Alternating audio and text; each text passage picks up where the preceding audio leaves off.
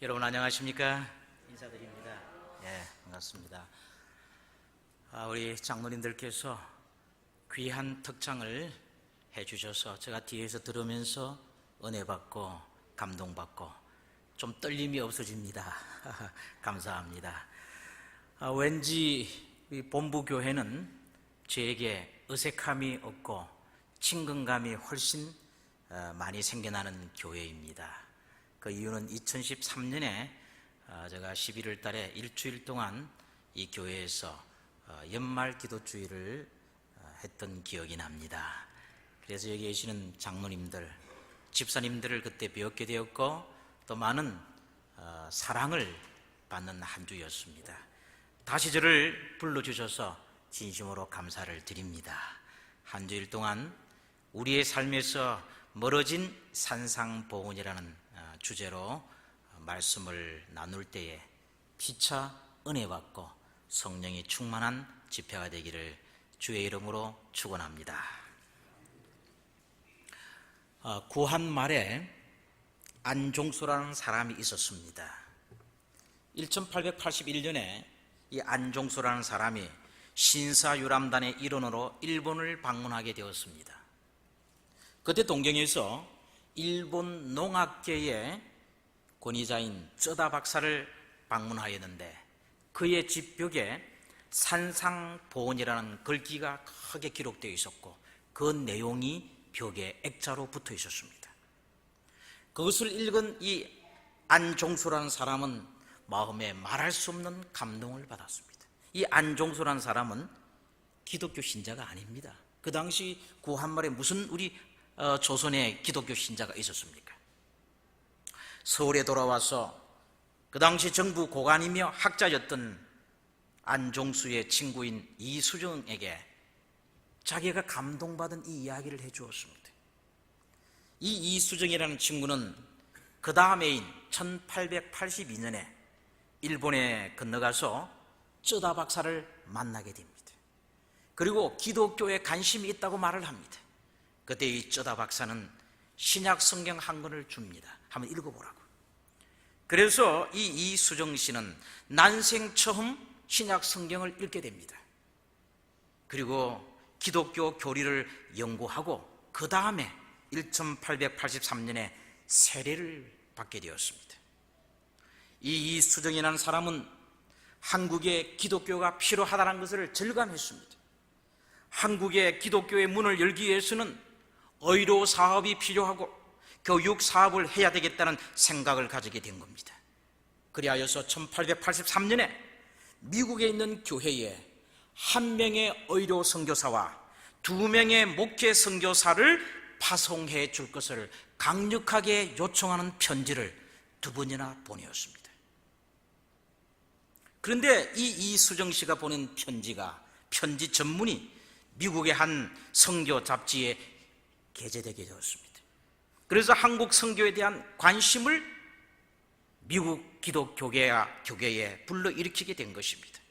그리하여 그 선교 잡지에 난 이수정 씨가 보낸 전문의 호소문을 읽은 미국 북장로교 선교부와 미국 북장로교 감리교 선교부에서 1884년에 알렌이라는 의사를 의료 선교사로 한국에 파송하게 된 것입니다.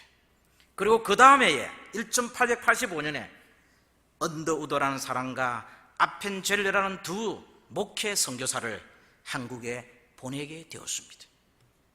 사랑하는 여러분, 이 모든 것의 출발점은 산상보훈이었습니다. 옛날 유다 땅에서 말씀하신 그 산상보훈이 130년 전에 구한말 바로 조선의 한 성각자의 마음을 사로잡았던 것입니다. 그것을 계기로 한국 땅에 미국의 선교사가 와서 복음의 씨앗을 뿌려서 기독교가 한국에 융성하게 되었습니다. 저는 오늘 저녁 130년 전에 우리 조상의 마음을 사로잡았던 그 말씀, 산상보훈의 그 말씀이 오늘날 저와 여러분을 사로잡게 되기를 간절히 바랍니다. 이 산상보훈이라는 말은 예수님께서 산에서 말씀하셨다, 그 뜻이죠. 산상. 산에서 말씀하셨는데 가장 보배로운 교훈이라는 뜻입니다. 산상보훈이 신약성경 어디에 나오죠? 마태복음 5장에서 7장, 5장, 6장, 7장 3장에 걸쳐서 예수님께서 주옥처럼 보배롭고 귀한 말씀을 하셨습니다. 그것을 우리는 산상보훈이라고 합니다. 이 산상보훈은 예수님의 가르침의 핵심입니다. 이 산상보훈은 천국의 원칙을 우리에게 설명합니다. 그런데 이 산상보훈의 중심이 팔복입니다. 마태복음 5장 3절부터 나오는 팔복입니다. 팔복이 정말 중요합니다. 8가지 복이죠. 그런데 그 팔복이 다 중요하지만은 그 중에서 제일 중요한 복이 있습니다. 무슨 복일까요? 제1복입니다. 오늘 저녁에 말씀드리는 심령이 가난한 자는 복이 있나니, 이 제1복이 팔복에서 제일 중요합니다. 시작하는 복이니까요. 그 다음에 이 팔복은 산상보훈의 핵심입니다. 그래서 여러분, 오늘 이 제1복을 통해서 주께서 우리에게 무엇을 요구하시는지, 우리가 천국의 원칙을 깨달아야 되는데 어떻게 해야 되는지를 우리 함께 연구하는 시간이 되도록 하겠습니다. 자, 마태복음 5장 3절에 보면 심령이 가난한 자는 복이 있나니 천국이 저희 것이며, 우리 주님께서 이 첫 번째 복을 말씀하셨습니다. 근데 여러분, 이 팔복이 또 다른 복음서에 나옵니다. 마가복음, 요한복음에는 나오지 않습니다. 누가복음에 기록되어 있어요. 누가복음 6장 20절입니다. 누가는 좀 다르게 설명합니다. 가난한 자는 복이 있나니 하나님의 나라가 너희 것이며. 자, 한번 비교해 보세요. 마태복음 5장 3절은 심령이 가난한 자는 복이 있나니 그랬죠. 뭐가 가난한 자요? 심령이 뭡니까? 마음이죠, 마음. 아하, 마음이 가난한 자는 복이 있나니 천국이 저희 것이며. 근데 누가는 심령이라는 단어를 쓰지 않았습니다. 가난한 자는 복이 있나니. 잘 보세요. 가난한 자는 복이 있나니 하나님의 나라가 너희 것이며. 예수님이 다른 두 말씀을 하신 것일까? 아니면 마태는 영적인 의미로 예수님의 말씀을 제1복을 영적인 의미로 해석을 했고, 심령이라 했으니 영적. 그 다음에 누가는 물질적인 가난을 말한 것인가? 그렇잖아요. 왜? 우리가 이 히브리 단어를 살펴보아야, 이 가난이라는 히브리 단어를 살펴보아야 여기에 대하여 답을 얻을 수가 있습니다. 이 가난이라는 히브리 단어는 아나윈입니다. 아나윈. 이 가난이라는 뜻이에요. 그런데 이 아나윈이라는 히브리어 단어는 물질적 가난, 물질적으로 너무 가난해, 찢어지기 가난해, 그런 사람을 표현할 때도 아나윈이라 했어요. 그 다음에 물질은 가난하지 않은데 영적으로 마음이 너무 가난해, 그런 사람도 아나윈이라 했어요. 그래서 이 가난이라는 단어는 히브리어에서 물질적으로도 가난한 사람을 말할 때 아나윈, 또 영적으로도 가난한 사람을 말할 때 아나윈이라고 말을 했습니다. 양쪽으로 다 사용되었습니다. 그런데 처음에는 물질적 가난에만 사용되다가 이 아나윈이라는 단어가 점차 영적인 의미를 함축하게 되었습니다. 왜냐고요? 가난한 사람은 하나님밖에 자기를 도와줄 분이 없으니까 하나님만 바라보는 거예요. 물질적으로 가난한 사람은. 그래서 이 가난이라는 단어가 점차 영적인 의미로 발전되어 갔고, 그래서 겸손하게 하나님을 의지하는 사람과 동일한 용어로 사용된 것입니다. 그래서 마태는 심령이 가난한 자라고 표현을 했고, 누가는 가난한 자, 이걸 가난한 자는 물질적인 가난을 말합니다. 물질, 영적. 그러니까 심령이 가난한 자는 복이 있나니, 이 예수님이 하신 말씀은 물질적으로도 가난한 자는 복이 있나니 이렇게 이해를 해도 됩니다. 그 다음에 영적으로 가난한 자는 복이 있나니 이렇게 이해를 해도 된다는 뜻입니다. 자, 그렇다면 여러분, 왜 가난이 복이 된다고 말씀을 하셨을까요? 여러분, 가난한 것은 축복이 아닙니다. 어떻게 가난이 복입니까? 어떻게 가난이 복이 될 수가 있습니까? 오히려 가난은 여러분, 복이 아니라 가난은 고통입니다. 그렇잖아요? 가난은 고통이고, 가난은 아픔이고, 가난은 말할 수 없는 큰 상처입니다. 가난 때문에 나쁜 길로 많은 사람들이 빠져나갑니다. 이 어린아이들은 가난 때문에 받는 유익보다는 가난 때문에 받는 고통과 상처가 더 깊습니다. 가난 때문에 부모가 헤어집니다. 그냥 고아가 되는 거예요, 어린아이들이. 그래서 가난은 절대 축복이 될 수가 없습니다. 그런데 우리 주님께서는 가난한 자는 복이 있다고 한 거예요.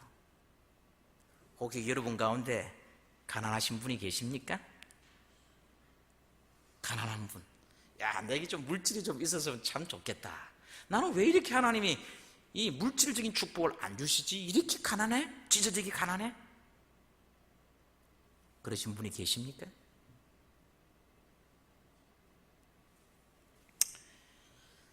근데 여러분, 그런데 가난이 진짜 예수님 말씀하신 것처럼 축복이 될 수가 있습니다.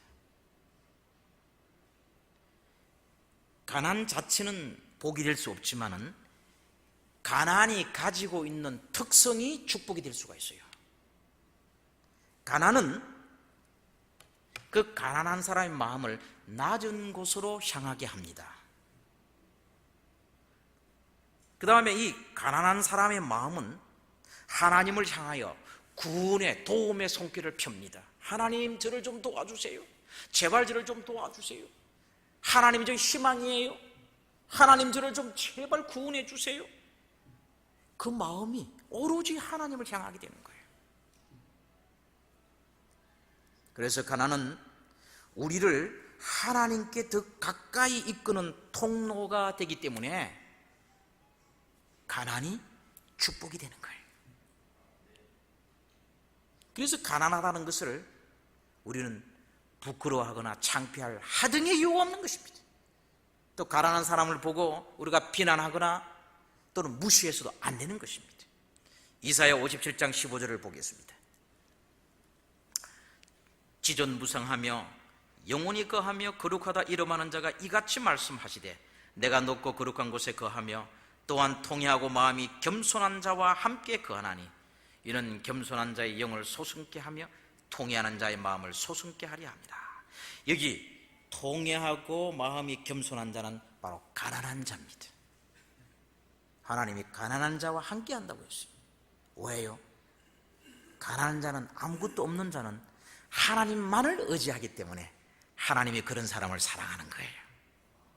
그게 축복이라 이 말입니다. 그게 축복인 거예요. 사랑하는 여러분, 자, 그렇다면 심령이 가난한 사람이란 어떤 사람일까요?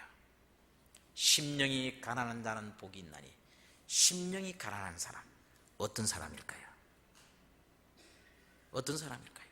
심령이 가난한 자, 제1복인데요, 첫 번째 복입니다. 그것은 마음이 겸손한 자입니다. 마음이 뭐한 자요? 마음이 겸손한 자. 여기 Amplified 바이블에 보면 심령이 가난한 사람, 즉 자기 자신을 보잘것없는 사람으로 낮추는 겸손한 사람은 복이 있나니 천국이 저희 것이며, 여기에 이렇게 재해석을 한 겁니다. 심령이 가난한 사람이란, 즉 자기 자신을 보잘것없는 사람으로 낮추는 겸손한 사람은 복이 있나니 천국이 저희 것이며. 여러분, 겸손은 예로부터 사람들에게 가장 중요한 덕목 중 하나입니다. 하지만 오늘날 사람들은 자아가 중심이 되고 힘을 강조합니다. 저와 여러분은 부와 명예에 열광하는 세상에 살고 있습니다. 그래서 현 시대의 사람들은 이 겸손한 사람을 은근슬쩍 무시합니다. 겸손을 비굴이라 생각하고요, 자기 비하로 해석합니다. 그럼에도 불구하고 우리 주님은 오늘 말씀합니다. 그래서 이 산상순, 특별히 팔복 가운데 제1복이 오늘날 많은 사람들에게서 멀어져 가고 있습니다. 점점 멀어져 가고 있습니다. 왜요? 오늘날 시대는 힘의 우위를 자랑하고 힘의 우위를 강조합니다. 힘이 있어야 되는 거예요. 힘이.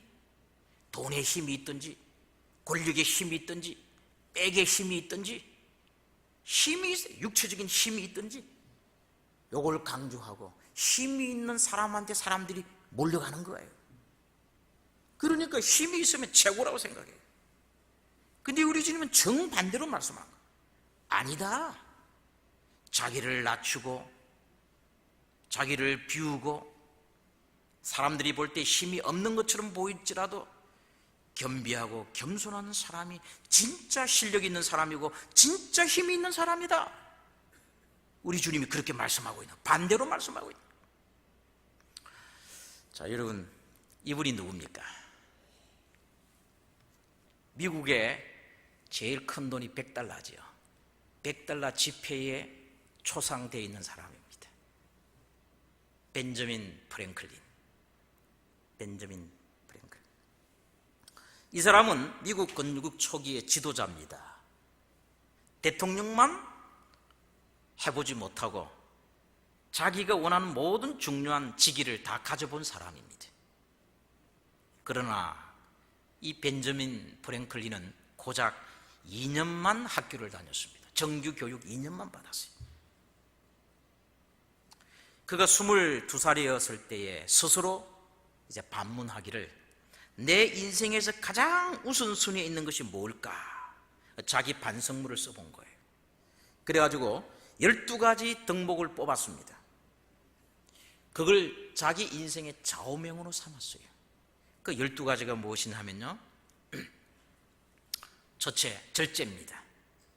절대로 가음가식을 하지 않는다. 둘째, 침묵입니다. 자신과 타인에게 도움이 되지 않는 말은 하지 않는다. 남을 비난하지 않는다. 험담하지 않는다. 셋째, 질서입니다. 물건을 제자리에 놓고 일은 알맞는 시간에 한다. 넷째, 결단입니다. 해야 하는 일은 꼭 완수한다. 다섯 번째, 전략입니다. 비싼 것은 절대로 사지 않는다. 다른 사람과 자신에게 좋은 것만 구입한다. 여섯 번째, 근면입니다. 시간은 헛되이 쓰지 않는다. 일곱 번째, 성실입니다. 남을 해치는 책략을 사용하지 않는다. 여덟 번째, 정의입니다. 남의 권리를 침해하거나 남에게 손해를 입히지 않는다. 아홉 번째, 중용. 열 번째, 청결. 11번째, 평정. 12번째, 순결. 이렇게 12가지 덕목을 다 만들어가지고 인생의 좌우명으로 삼았어요. 몇 살 때요? 22살 때. 이 정도면 됐다 싶어가지고 자기가 다니는 교회 담임 목사한테 보여준 겁니다. 목사님, 제가 제 인생의 12가지 중요한 덕목을 만들어서 좌우명으로 삼았습니다. 그리고 제가 이걸 실천하면서 제 인생을 살고 싶습니다. 한번 봐주십시오. 이 정도면 목사님 괜찮겠죠? 이 담임 목사님이, 자기가 나가는 교회 목사님이 쭉 12가지 덕목을 하나하나 보더니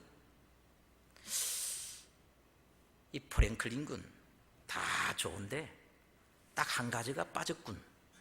목사님, 그게 뭡니까? 그거 겸손이야, 겸손. 뭐라고요? 겸손. 이 12가지 가운데 세상에 좋은 단어 다 들어있어요. 근데 하나가 빠졌어. 겸손이야. 이 12가지를 자네가 다 이루었다고 해도 겸손이 없으면 12가지를 다 잃어버리는 것과 마찬가지야. 자네 알겠나? 그때 이 프랭클린은 목사님의 말씀을 듣고 감동을 받았어요. 그래 집에 와서 다시 만들어서 이제 13가지를 만든 겁니다. 덕목 13가지를 만들었어요. 그리고 제일 첫 번째 뭘 썼을까요? 겸손. 맨 첫 번째 항목을 겸손, 두 번째가 절제. 그래가지고 이렇게 했습니다. 나는 예수 그리스도와 소크라테스의 겸손을 본받는다, 이렇게 적었어요. 인류 역사를 가만히 뒤져봤더니 제일 겸손한 사람 두 사람이 있어요. 한 분은 기독교의 창시자 예수고, 또 한 사람은 주전 300년대에 살았던 시랍의 철학자 소크라테스가 그렇게 겸손한 사람이에요. 그래서 나는 예수 그리스도와 소크라테스의 겸손을 본받는 사람이 되겠다, 딱 그렇게 큰 글자로 써놓고 날마다 겸손한 사람이 되기 위하여 노력하고 또 노력하고 또 노력하고, 그렇게 해서 이 벤저민 프랭클린은 미국 역사상 수많은 인물들 가운데서 가장 존경받는 한 사람이 되었던 것입니다. 사랑하는 여러분, 겸손은 구시대 유물이 아닙니다. 오늘날 이 시대가 아무리 힘을 강조하고 아무리 세계 최고를 강조하고 힘 있는 리더십을 원한다 할지라도 심령이 가난한 자, 자신을 낮추고 겸손한 자가 가장 강력한 힘을 발휘한다는 사실을 기억하시기를 바랍니다. 비록 여러분의 직장이나 여러분의 있는 사회생활이나 공동체에서뿐만 아니라 이 교회 안에서도 여러분, 팔복 중에 첫 번째 복, 심령이 가난한 자, 자신을 낮추고 끝없이 자신을 겸비하게 하고 겸손한 마음을 가지는 사람, 결국 그런 사람을 교인들이 좋아하고 결국 그런 사람이 교회라는 공동체에서 인정을 받고, 그런 분이 하는 일을 주님이 성령으로 인을 쳐주시고 열매가 풍성하게 맺히게 되는 것입니다. 아멘입니까? 정말 이 겸손은 대단히 중요한 거예요.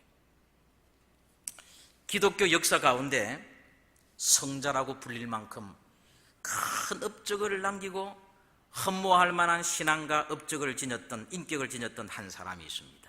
누굴까요? 어거스틴입니다. 어거스틴 여러분 들어보셨죠? 한 사람이 이 어거스틴을 찾아와서 이런 질문을 했습니다. 신앙생활을 좀 잘하려면, 제가 신앙생활을 참 잘하고 싶은데 첫 번째 저한테 주실 말씀이 뭡니까? 제가 무엇을 잘하면 이 신앙생활을 잘 할 수 있습니까? 하고 질문을 했어요. 그때 이 어거스틴이 다른 모든 것들을 놔두고 첫 번째 꼽은 것이 뭔지 아세요? 겸손이었습니다. 바로 겸손입니다. 그러면 둘째는 무엇입니까? 겸손입니다. 그래요? 그럼 셋째는 뭐예요? 셋째도 겸손입니다. 그러면서 어거스틴은 유명한 말을 했습니다. 천사를 마귀로 만든 것은 교만이며 사람을 천사로 만드는 것은 겸손이다. 다시가 말씀드립니다. 그 탁월한 천사를 마귀로 만드는 것은 교만이고, 마귀의 유혹에 빠져서 죄를 짓고 이렇게 우리가 이 세상에서 죄인으로 살아가는 인간들을 훌륭한 천사로, 고결한 천사로 만드는 것은 겸손이다. 그러면서 또 이런 말을 했어요. 겸손은 모든 미덕의 바구니다. 여러분 성령의 9가지 열매 있잖아요. 사랑, 자비, 충성, 온유, 절제, 인내, 양선. 이 아무리 아름다운 성령의 9가지 열매 주렁주렁 달렸다 할지라도 이 9가지 열매가, 성령의 열매가 겸손이라는 바구니 안에 담겨야, 겸손이라는 바구니 안에 이 9가지가 담겨 있어야 비로소 아름다워지는 거예요. 비로소 아름다워지는 거예요.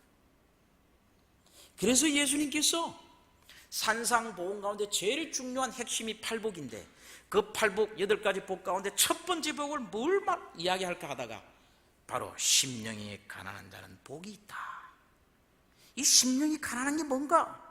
오늘날 여러분이 이해하기 쉬운 말로 하면 바로 겸손한 자입니다. 겸손한 자. 그래서 이 겸손이라는 것은 모든 덕행의 기초가 되고 우리의 모든 선한 열매, 성령의 열매를 포장하고 담는 바구니가 되고 구원의 기초가 되고, 그리고 여기에는 강력한 위력이 있다. 이것을 여러분 꼭 기억하게 되기를 바랍니다. 자, 그렇다면 겸손이 무엇입니까? 자, 제가 다시 또 좀 깊이 들어가겠습니다. 겸손이 뭐예요? 자, 쉬운 말로 겸손은 사람들에게 저를 90도로 깎듯이 하는 것이 겸손입니까? 만나면 사람들에게 90도로 저를 깎듯이 이렇게 하는 것이 겸손입니까? 물론 겸손이죠. 참 저분 상냥하고 친절하고 정말 겸손하게 보입니다. 외부로 나타나는 거죠. 그러면 겸손이 뭡니까? 이렇게 중요한 겸손이. 겸손은 낮은 곳으로 향하는 것입니다. 자, 제가 정의를 합니다. 겸손이란, 사랑하는 성도 여러분, 내려가는 것을 선택하는 것입니다. 뭘 선택한다고요? 내 삶에서? 내려가는 것을 선택하는 거예요. 내려가는 것을. 첨예하게 이익이 걸릴 때에, 우리가 살다 보면 이익이 걸릴 때가 있잖아요. 이익이. 그렇잖아요. 양보하기 싫을 때가 있잖아요. 그럴 때 뭘 선택하라고요? 겸손이란 낮은 것을 선택하는 겁니다. 낮아지는 것을 선택하는 겁니다. 정말 그거 어려운 거예요. 정말 어려운 거예요. 예. 다 사람들의 마음에 뭐가 있죠? 높아지고 싶은 마음이 있어요. 올라가고 싶은 마음이 있어요. 인정받고 싶은 마음이 있어요. 위대해지고 싶은 마음이 있어요. 잘하고 싶고 성공하고 싶어요. 절대로 나의 기득권을 포기하고 싶지 않아요. 내가 지고 싶지 않아요. 양보하고 싶지 않아요. 손해보고 싶지 않아요. 그게 우리 인간의 마음의 본성이에요. 죄가 그렇게 만들어놨어요. 비단 세상 사람뿐만 아닙니다. 목사인 제 마음에도 그 마음이 있어요. 제가 그래서 정말 얼떨 때는 저의 이런 모습을 보고 절망할 때가 많습니다. 정말. 예. 고집 피우고 싶고, 정말 인간관계 속에서 지기 싫고, 끝까지 한번 해보고 싶고, 낮아지기 싫어요. 그게 다 우리 마음 가운데 있어요. 근데 예수님께서는 겸손이 뭐냐 이겁니다. 낮아지고 내가 내려가는 것을 선택하는 것입니다. 아멘.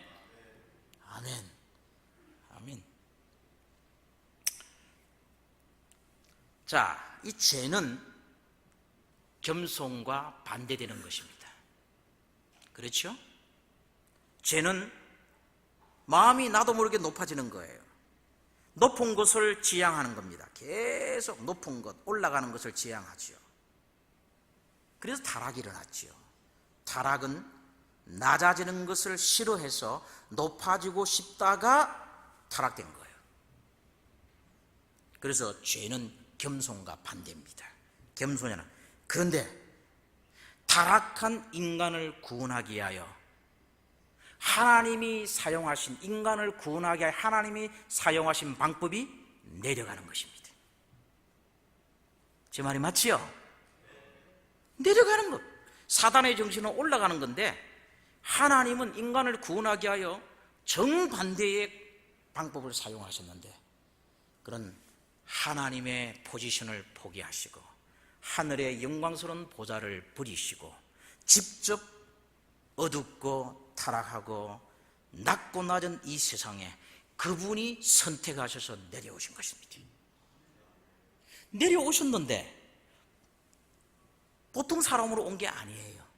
마구간에 탄생하셨고 가장 가장 가문이 없는 비천한 가문에 탄생하셨고, 가장 악한 동네 나사렛에 사셨고, 그리고 직업도 목수였고, 매일매일 노동을 해야 먹고 사는 그 힘든 목수였고, 형제들에게 미움을 받고 동족들에게도 버림을 받고, 얼마나 가난하게 사셨던지 인자는 머리 둘 것도 없다고 하셨고, 강의를 할 때 우리 주님이 타신 배는 빌린 배였고, 마지막 유월절 만찬을 할 때 그 사용했던 테이블과 방도 빌린 방이었고, 그분이 돌아가셔가지고 무덤에 들어가 있는 그 무덤도 빌린 무덤이었고, 자기 것이 하나도 없는 삶을 사셨어요.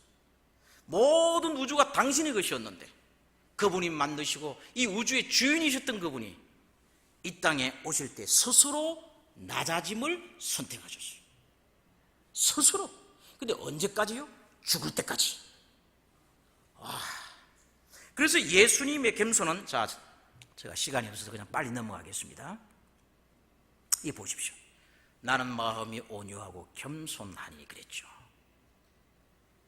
나는 마음이 온유하고 겸손하니 내게 배우라. 예수님의 겸손은 참 놀라운 겁니다. 우리가 예수님의 겸손을 배우면요, 우리가 자랑할 때가 하나도 없어요. 예수님은 죽는 순간까지 끝까지 겸손을 선택하셨고, 낮아지고 또 낮아지고 낮아지는 것을 끝까지 선택하셨던 분입니다. 끝까지. 왜 우리 주님이 좀 편안하게 인간을 구원하고 싶은 마음이 없었겠어요? 겟세마네 동산에서 아버지요, 이 잔이 내게서 지나갈 만하시거든 좀 할만하지, 지나가게 해달라고. 그게 주님의 본심이었어요. 그러나 아버지는 끝까지 허락하지 않았습니다. 그래서 또 낮아지는 거예요. 십자가를 지기로 또 낮아지고 결심하는 거예요. 아버지의 언대로 하옵소서. 복종하는 거죠. 그래서 잘하는 것이, 우리 예수님의 생애를 감아 보세요. 33년 6개월을 자기 자신, 셀프, 나, 잘하는 것이 하나도 없었어요. 완전히 자기를 비우고 완전히 낮아져 버린 거예요. 이것이 겸손입니다. 이 겸손이.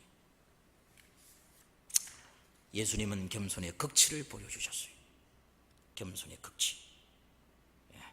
그러면서 우리 주님은 유월절 마지막 만찬을 드실 때에 제자들이 서로 상대방의 발을 씻겨주기를 싫어하고 있을 때에 겉옷을 벗으시고 물을 뜨고 와가지고 직접 무릎을 꿇고 제자들의 때 묻은 발을 씻겨주지 않았습니까? 그러시면서 우리 주님 뭐라고 말씀하셨습니까? 내가 주여, 주와 또는 선생이 되어 너희 발을 씻겼으니 너희도 서로 발을 씻기는 것이 옳다. 아멘. 옳다. 이것이 우리 주님의 겸손이고 심령이 가난한 것의 실물 교훈입니다. 사랑하는 여러분, 예수님의 겸손을 본받도록 하십시다. 나도 모르게 자꾸 마음이 높아지려고 하고 대접받고 싶어하는 마음이 생기고, 혹시 누가 나에게 좀 상처 주는 말을 하면 자존심이 상해가지고 얼굴을 붉히고 기분이 나쁘고 할 때마다 우리 예수님을 생각합시다. 심령이 가난한 자는 복이 있나니. 마음이 낮아지고 또 낮아지고 또 낮아지고 사람들에게 짓밟힘을 당한다 할지라도 주님을 생각하고 참고 견디는 자는 복이 있나니 천국이 그런 자의 것이니라. 아멘. 아멘. 아멘. 자, 두 번째로 여러분, 심령이 가난하다. 어떤 사람일까? 심령이 가난하다. 자신의 무능력과 연약함을 인정하는 사람입니다. 자신의 무능력, 나는 능력이 없습니다. 주님, 저는 정말 연약합니다. 이걸 날마다 매 순간 인정하는 사람이에요.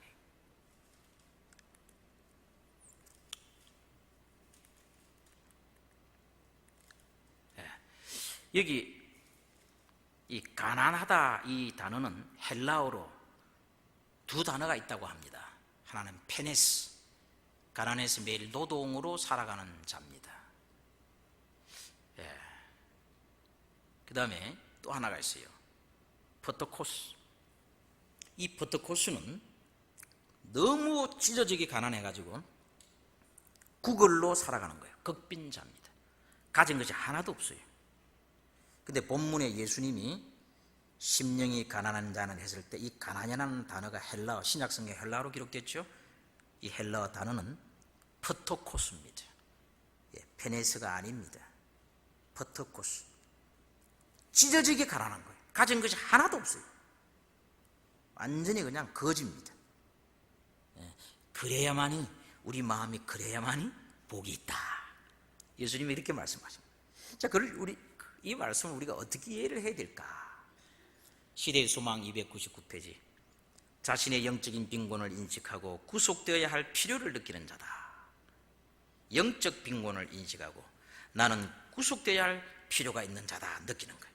그 다음에 산상보훈 7페이지 보면 스스로 자기를 구원할 가능성이 없고 스스로 아무 의로운 행동을 할 수 없다고 생각하는 자, 이렇게 엘렌 화이트이 재번역을 해놓았습니다. 그럼 예수님은 심령이 가난한 자, 자신의 무능력과 연약함을 인정하는 사람에 대해서 어떤 비유를 하셨을까? 바리새인과 세리의 비유를 말씀하셨습니다. 유명한 비유죠. 이게 두 사람이 등장합니다. 제가 다 읽지는 않겠습니다. 바리새인과 이 세리가 성전에 올라가서 기도를 합니다. 근데 바리새인은 11절에 보니까 어떻게 기도합니까? 서서 따로, 저 멀리 서서 따로 기도합니다. 근데 어떻게 기도해요? 하나님, 나는 이 사람들과 같지 않음을 감사합니다. 나는 1회에 2번 금식하고 소득의 11조 잘 드립니다. 이렇게 기도를 합니다. 근데 세리는 어떻게 기도해요? 멀리 서서 감히 눈을 들어 하늘을 우러러 보지도 못하고 가슴을 치면서 말합니다. 하나님, 저를 불쌍히 여겨 주옵소서. 저는 죄인입니다. 가슴을 치면서 기도해요. 여기 서서, 바리새인이 서서 따로, 이 단어는 참 재미있습니다. 스타세이스라는 단어입니다. 이는 가슴을 쫙 펴고 말입니다. 고개를 빳빳이 들고 이렇게 당당하게 하나님 앞에 다 기도하는 것. 거기 서서 따로입니다. 왜 따로 해요? 저 사람들하고 나는 다르다 이겁니다. 나는 거룩하고 어려운 사람이다. 이렇게 자기를 자화자찬하는 거예요. 그러나 세리는 멀리 섰습니다. 똑같이 섰습니다. 똑같이 섰는데 단어가 달라요. 마크로센 에스토스라는 헬라어를 단어를 썼는데 이거는 풀이 죽어가지고 침통해가지고 머리를 푹 수그리고 이렇게 서 있는 모습이에요. 전혀 다릅니다. 똑같이 섰는데 전혀 다른 단어를 쓰고 있습니다. 왜요? 이 세리는 나는 죄인이다. 난 아무짝에도 쓸모없는 사람이다. 나 같은 죄인, 하나님 앞에 고개를 들 자격도 없는 죄인입니다. 오 하나님, 나를 기억하시고 용서해 주십시오. 이렇게 기도를 하는 거예요. 자, 이 사람들의 기도하는 내용 한번 볼까요? 재미있습니다. 영어 성경에 보면요, 이게 바리새인이 기도할 때 I라는 단어를 5번 썼습니다. I, I. 나는. 한글 성경에는 2번밖에 안 나와요. 나는이라는 단어가. 근데 영어 성경에는 5번 나옵니다. I thank you. God, I thank you. I am not as other men. 이 사람하고 나는 다릅니다. 그 다음에 I fast twice a week. 나 일주일에 2번 금식합니다. I give tithes. 나는 11조를 드립니다. 계속 I입니다. 나는 이렇게 합니다. 나는. 자기가 중심이 되어 있는 기도를 드리죠. 근데 여러분, 바리새인 기도 볼까요? I라는 단어가 하나도 없습니다. 하나도 없습니다. God be merciful to me a sinner. 오 하나님, 저는 죄인입니다. 오 하나님, 저에게 자비를 베풀어 주소서. I가 없습니다. 나라는 것이 없어요. 결론이 뭡니까? 내가 너에게 이르노니 이 사람은 세리입니다. 저 사람보다 바리새인 어렵다 하심을 받고 집에 내려갔느니라. 무릇 자기를 높이는 자는 낮아지고 자기를 낮추는 자는 높아지리라. 겸손에 대한 비유를 말씀하신 거예요. 다시 말씀드리면 심령이 가난한 자가 어떤 사람인지를 두 사람의 내용과 태도와 기도 내용을 통해서 우리에게 그림으로 보여주신 거예요.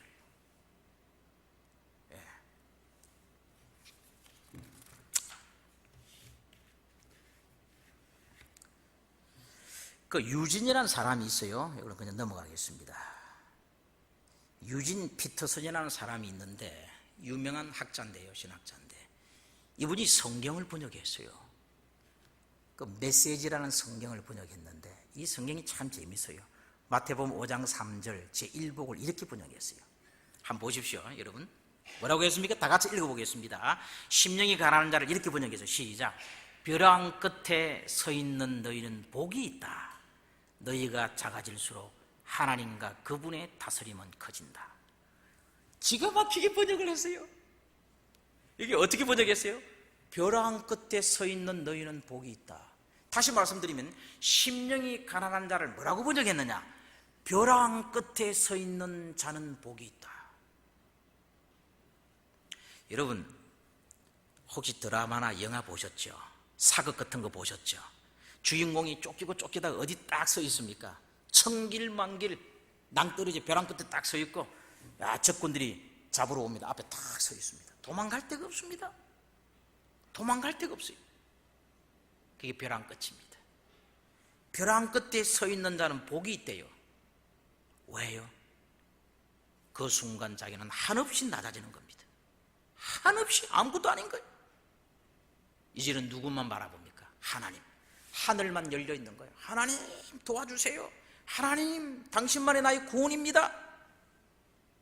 그런 외침이 내 마음에서 터져 나올 때에 내 삶에서 내가 핸들링 하려고 하는 것은 완전히 사라지고 작아지고 비로소 하나님이 내 마음에 들어와서 나의 삶을 다스려 나간다. 그게 커진다는 거예요.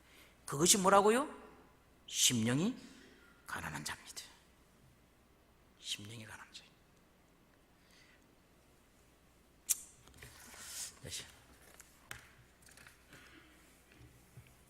자, 이 심령이 가난한 자가 모인 공동체는 어떤 모습일까요?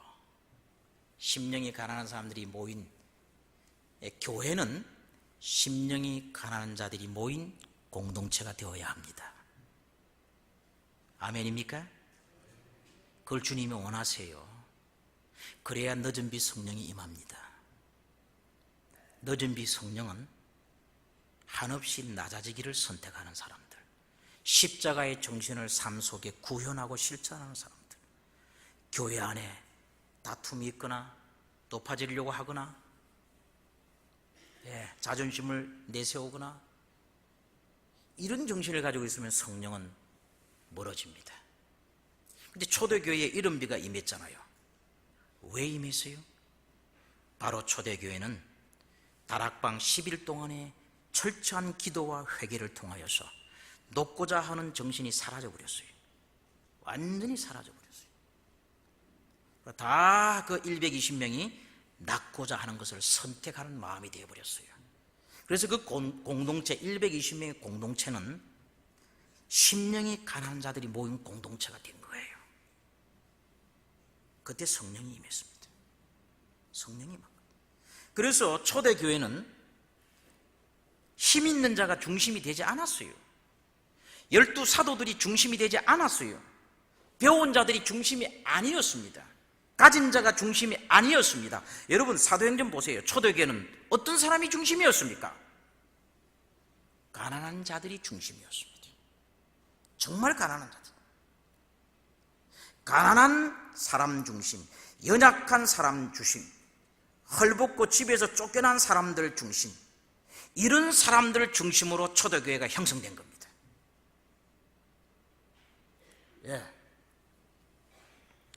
오늘날 세상의 중심성에는 늘 힘이 있고 빽이 있고 돈이 있고 권력이 있는 사람이 세상의 중심성에 있습니다.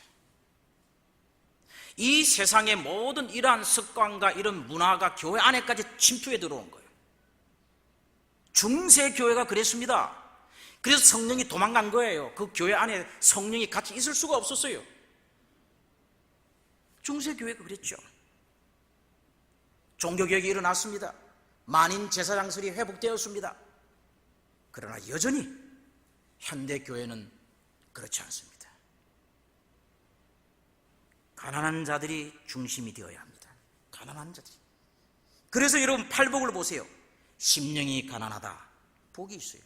애통하는 사람, 온유한 사람, 목마르고 배고픈 사람, 핍박받는 사람, 이게 팔복의 중심입니다. 팔복의 중심. 사랑하는 여러분, 사도행전에 나와 있는 초대교회의 중심은 연약한 자들, 가난한 자들, 힘없는 자들, 빽없는 자들, 진짜 심령이 가난한 자들이었어요. 그때 성령의 코이노니아, 성령이 함께함으로 내 것 너 것 소유를 주장하지 않고 완전히 공동체 하나 되는 경험을 가질 수가 있었습니다. 다시 마지막 시대에 이런 현상이 이 교회에 일어날 것입니다. 여러분 믿으십니까? 다시 이 교회에 화이 선지자는 예언했습니다. 다시 이 교회에 초대교회처럼 이런 것이 일어날 때에 마치 집던불에 불이 탁 던져지면 순식간에 타버리고 온 들녘이 타버리는 것처럼 이 사업이 그렇게 마칠 것이다. 완전히 초대교회처럼 심령이 가난하고 진짜 가난하고 없는 자들이 중심이 되고 그런 사람들 교회가 보듬어주고 서로 사랑하고 하나가 될 때에 성령의 코이노니와 성령이 함께하는 것이 임할 수 있다 이 말입니다. 저는 본부교회가 정말 이 초대교회의 가난한 자들의 모임 공동체처럼 그런 중심성이 있는 교회가 되기를 간절히 소원합니다. 네. 근데 여러분 이제 결론을 내리겠습니다. 이걸 우리가 다 알아요. 수없이 들었어요. 저도 이걸 알고 여러분에게 설교하는데 저는 그렇지 못합니다. 자, 고백합니다. 정말 고백합니다.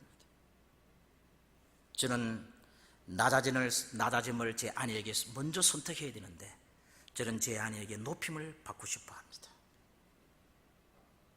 저는 제 아들과 딸에게 먼저 내가 그 아이에게 아비로서 목사로서 정말 낮아지고 그걸 모범으로 보여주고 그렇게 해야 하는데 제 삶은 그렇지 못합니다. 아이들에게 권위를 내세웁니다. 교회에서도 마찬가지입니다. 나이가 들수록 이게 더 심해지는 것 같아요. 30대, 20대, 30대, 40대는 그래도 겸손해지고 그런데 나이가 50, 60, 이제 60이 곧 내년입니다. 70대면 아무 말도 안 들으려고 해요. 계속 고집만 피워요.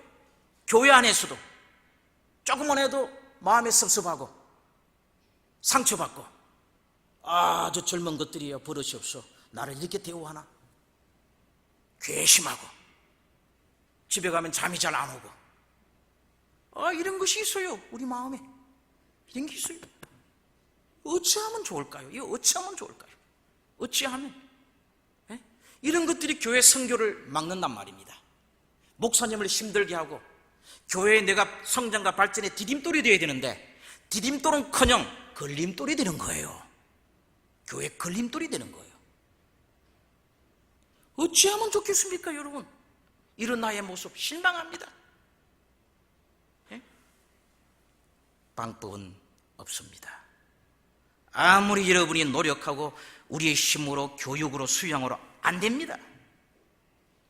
이거 우리 제 본성이니까. 방법이 있습니다. 그 방법이 뭐예요? 두 가지인데 그냥 빨리 넘어가겠습니다. 한 가지는 시련과 고난을 통해서고요. 그래서 하나님이 시련과 고통을 우리 삶에 허락합니다. 시련과 고난과 고통과 아픔은 위장된 하나님의 축복입니다. 그걸 통해서 우리를 겸비케 하고 낮추시는 거예요. 순응하셔야 돼요. 하나님께 불평하면 안 되고 그냥 하나님께 순응하실 때 우리에게 축복이 되는 거예요. 두 번째는 십자가입니다. 십자가입니다. 그래서 십자가가 그렇게 중요한 거예요. 내 마음에, 여러분의 마음에, 제 마음에 시시때때로 대접받고 싶고 억울한 감정이 생기고 자꾸 높아지려는 이런 마음이 생길 때에 별 수 없어요. 그냥 십자가로 달려가야 돼요.